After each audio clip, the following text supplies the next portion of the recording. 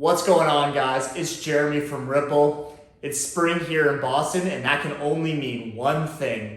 It's time to get running again. It's time to hit the Esplanade, do a little run along the Charles River, and that, most importantly, means it's time to buy a new pair of running shoes. I know when I'm buying my running shoes, I always reach for the flashiest pair so that everybody knows that I'm running down Boylston Street. But today we're going to talk about why you should throw away those flashy pairs of Nike and buy a really specific pair of shoes that's going to help your running season and keep you injury-free all summer long. The first thing I want to ask you guys is, do your feet hurt when you run? Are your toes all scrunched together and look like a bunion is about to form? You're not alone.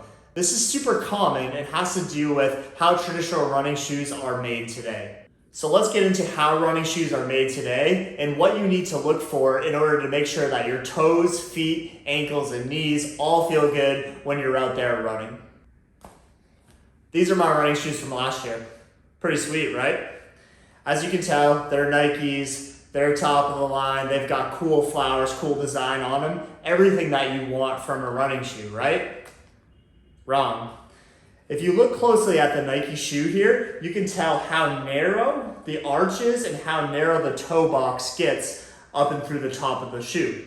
This is something, if you don't have a super narrow foot, that you really want to look out for when purchasing your running shoes. Now, I bought these shoes because they look cool, they're supposed to make me fast, but I had to jam my toes up into this toe box and I had tons of arch pain, lots of knee pain, and I couldn't wear these shoes on a longer run, anything of 13, 15, 18 miles.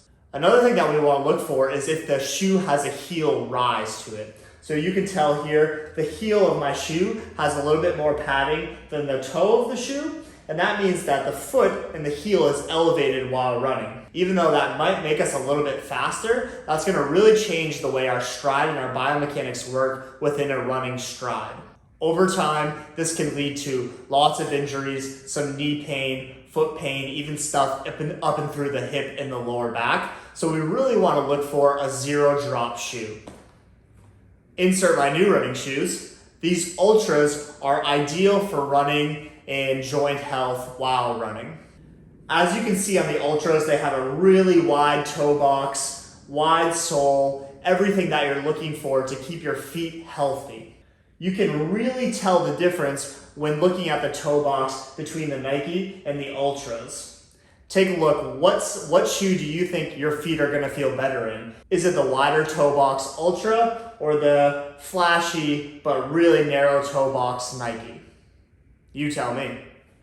Now, these Ultras aren't minimalist shoes. We still have good amount of padding on the bottom. That's something a lot of people are really looking for. You should feel like you're running on a cloud in your running shoes. These really do the trick. Plus, they're zero drop, unlike the Nikes that have a little bit of heel elevation. So you can tell from the sole of the heel all the way to the toe, we have a nice flat surface here that's gonna promote a really healthy stride, and it's gonna be a lot less painful for you when doing those longer distances. Now, I know if you're just doing the eye test, there's no chance you choose these shoes over these shoes. But if we're asking ourselves, do we want to make it through the full summer and fall of running? Do we want to make sure our joints stay healthy all season long? Do we want to avoid pain while increasing our mileage and increasing the speed of our pace? With all that in mind, these are the shoes that you want. The Nikes are beautiful shoes. Feel free to wear them out when you're going out walking around the town, but any sort of exercise, this is what you want here, okay? Nice wide toe box. We want our toes free. We want our big toe to not be jammed into the toe box and have space to move. We want a zero drop on the heel so everything is nice and flat with still a little bit of cushion. Now, don't get me wrong, I still rock those Nikes all the time. I have plenty of Nikes in my shoe collection, but I wear them sparingly and make sure that I have a wide toe box shoe a majority of the time.